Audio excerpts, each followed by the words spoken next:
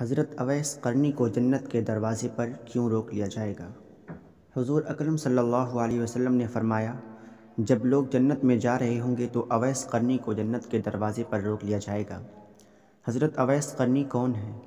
اویس نام ہے، عامر کے بیٹے ہیں، مراد قبیلہ ہے، قرن ان کی شاخ ہے اور یمن ان کی رہائش گاہ تھی۔ حضرت نے ماں کی حد درجہ خدمت کی تھی، وہ آسمانوں تک پہنچی۔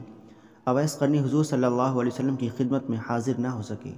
جبرائیل آسمان سے پہنچے اور حضور نے ان کی بات کو بیان کیا، چونکہ حضور دیکھ رہے تھے کہ آئندہ آنے والی نسلیں اپنی ماؤں کے ساتھ کیسا سلوک کریں گی۔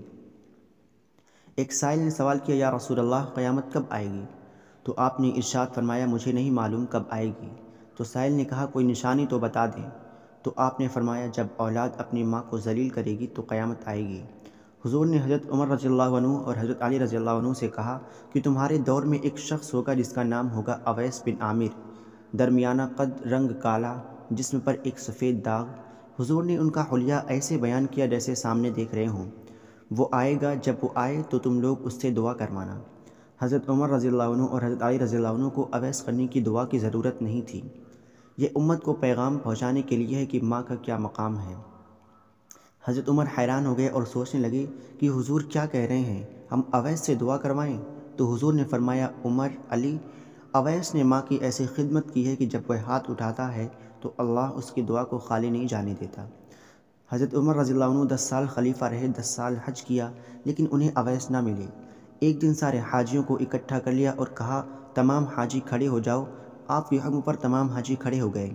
پھر کہا کہ سب بیٹھ جاؤ، صرف یمن والے کھڑے رہو۔ تو سب بیٹھ گئے اور یمن والے کھڑے رہے۔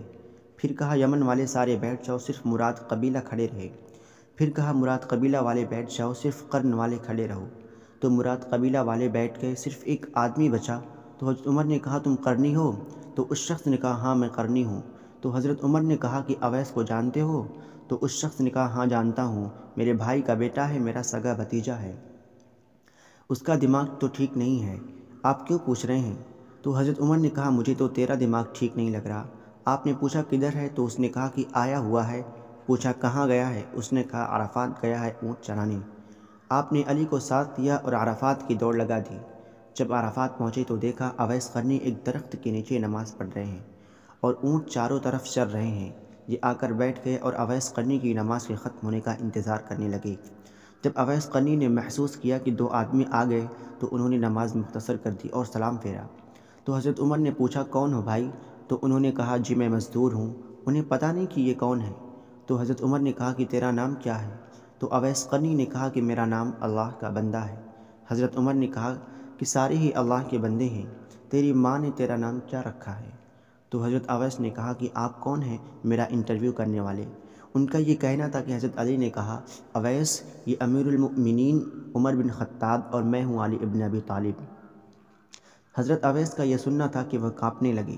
کہا کہ جی میں معافی چاہتا ہوں، میں تو آپ کو پہچانتا ہی نہیں تھا، میں تو پہلی دفعہ آیا ہوں۔ حضرت عمر نے کہا کہ تو ہی اویس ہے؟ تو انہوں نے کہا کہ ہاں میں ہی اویس ہوں۔ حضرت عمر نے کہا، ہاتھ اٹھا اور ہمارے لیے دعا کر۔ وہ رونے لگے اور کہا کہ میں دعا کروں؟